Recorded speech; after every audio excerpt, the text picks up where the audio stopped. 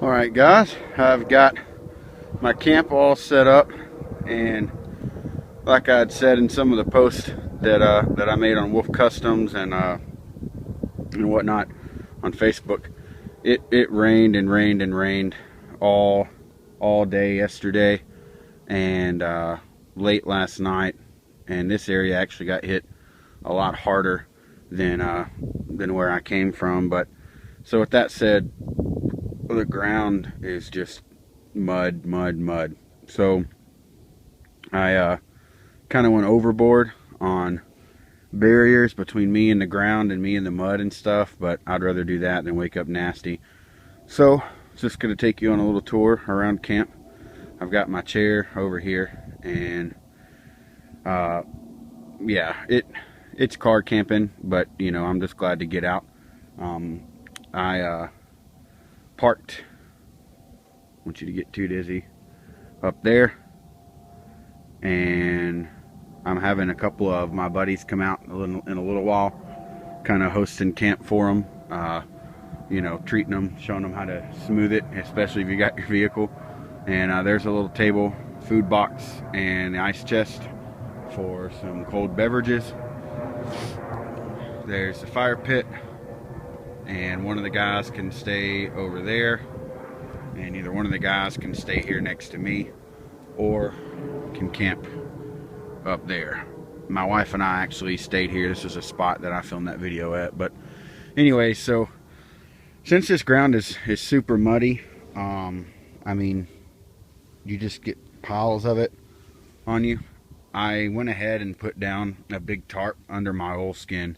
I wasn't worried about the actual moisture and the mud and all that stuff and it repelling the moisture.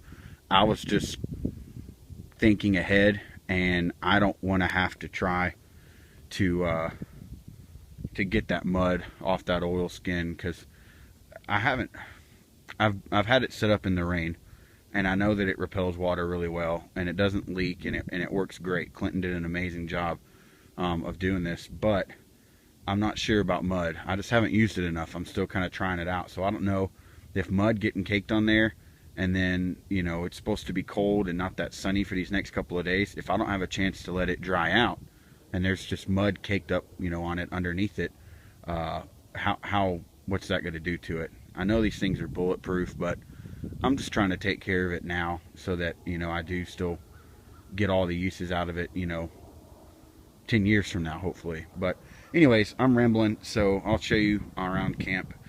This setup is not mine. I borrowed this, and I'm very appreciative of it, from George Wells Jr.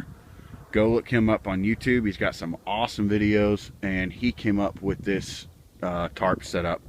So it's kind of like a I guess a modified plow point. I guess I would call it that, because technically this stick right here could be a tree, but I had that cedar, that little cedar staff in the back of my truck, and I just knew it would be perfect for this. So anyways, so what you do first is you stake. This is what he showed me. You stake one corner down. You have your square laid out completely, you know, kind of in a diamond shape, and then you take the opposite corner, which is this one, and fold it over onto that. You stake that down, and then you go back, and not the last tie out loop, but the second to last, you stake that one out, and then you do the same thing. So you kind of have that flap hanging over. Then you get your staff or your pole, your tree, whatever you want to use, put the loop over it. And then this was something I noticed that he did, that I'm not sure if he was aware that he did it, but it was really cool, and so I want to give him credit on this too. He put his guy line over his loop. So I can get that to focus. He put his guy line over his loop, so what that does is it keeps this loop from coming off. And he said that he put a notch in it, but when you tighten this down, it can't go anywhere. So George, you did that without knowing it, and I saw it in the video, and I was paying really close attention, by the way, so I was taking notes and everything, because I really like this setup. So yeah, I did that, and there's no way that loop is coming off. And then this is where I had a little bit of trouble. So then you stake your ridge line or your guy line down to pull this up. And just a heads up, if you're in muddy conditions like me, this is why it's important to put your stakes at a 45-degree angle. It took me 3 times to put this stake in there at a 45-degree angle before it finally locked in, and didn't pop out and the thing collapsed on me. And the reason why it can do that is because after you put that up, you come around here to your back, and you've got your center line running here. You tie out to that. I did a quick trucker's hitch. At first, I put it up higher, and it gave me more headroom, but it took away some of my floor space. So that was something I noticed, and it may just be my tarp, the size of it, the way I have it set up. It's not as tight as what it could be, but I mean, it's not supposed to rain anymore, and actually the sun's supposed to be poking out here soon, so I wasn't worried about it being super taut. I actually kind of wanted some space in there because it's going to get pretty cold tonight. But anyways, so this is where you got to be careful, because if you pull this super tight, you can rip your stake out of the ground if it's muddy. So normally here in Texas, the ground's so hard that you've got to beat every stake in, and you've got to get the big orange rock buster stakes, you know, the huge ones. But anyways, so here's the setup. There's the tarp that I put underneath it. And just to give you a quick little cribs edition, that's what I'm going to be rolling with tonight. So I put down a emergency space blanket with the reflective side up. One of my probably 70-30 or 80-20 wool blend blankets on the bottom, doubled over. I've got a thermarest pad, my cheap Coleman sleeping bag that just won't bite the dust, and the thick wool blanket that I got from Justin Wolf on top. So I think I'm ready to rock. But here is I don't know if you can see it real good in there. Here's the room that you've got on the inside, and this pack here is a full-size Frost River Royale, and I mean the headroom's unbelievable compared to the size of that pack, if you know how big those are.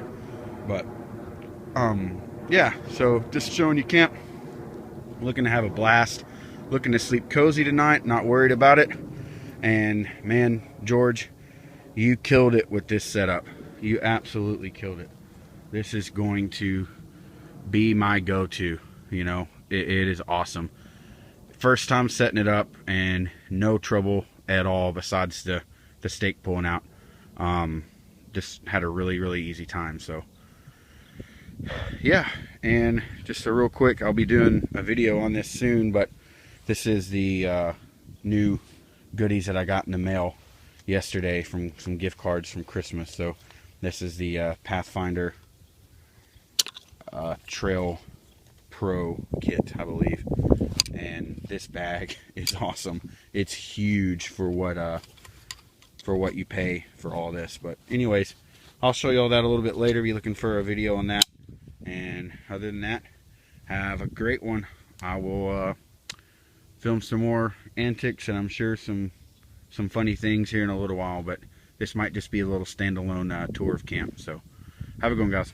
All right, guys, so a couple of things, and I'm not an expert at all, but this is just really important.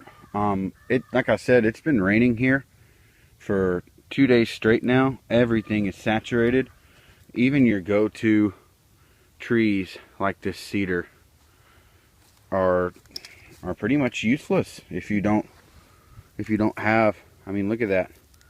This would normally be primo tender, and if you don't have knowledge of what to do. Imagine if you were stuck out here and you didn't have, you know, a Bic lighter and you know, I brought some dry tinder with me just because this is a relaxing time and I wasn't stressing about, you know, going through this, but you know, I'm still doing my best to try to, you know, practice this stuff. Like these limbs here, or these little twigs here I've been collecting, you know, normally they break right off, and these dead ones like this, and you know, there's so much moisture in them, and normally this is go-to kindling. See, it just, they don't want to break, and it's just kind of eye-opening, I guess. I know I'm kind of rambling and stumbling here, but if you get what I'm talking about, you know, you'll see that you've got to know your area. You've got to know your plants, your trees, where to look when stuff is soaking wet. You know, these all these mesquite pods that deer love so much out here, you know, everything's wet. I mean, on the underside of trees, in crevices and holes, you know, everything's wet. So it's just kind of important, guys, that you know what to look for. I'm gonna do my best with what I have, but you know, we'll see. I'll probably have a hard time and have to dry a lot of stuff out and fight it, but we'll do our best. And also something funny, the last time my wife and I were here at this spot, I made this bow for a bow drill, and you can see where I cut a flat spot here and then I notched it. Well, somebody used it as a fire poking stick and melted plastic around it. So I found it over here next to this tree. That's kind of funny that that survived and somebody didn't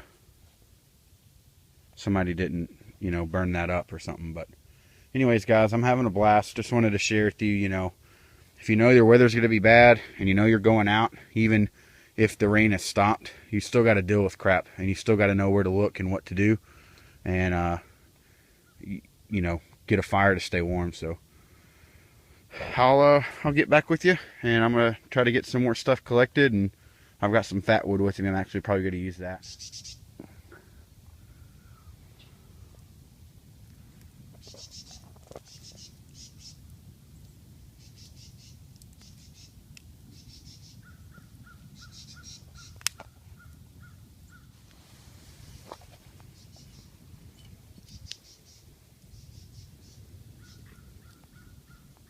Fire is out, it's gonna find you. It's getting real.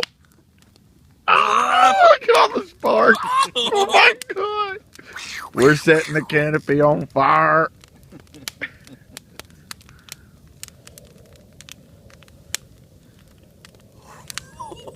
Yeah, dude, that thing's just gonna fall.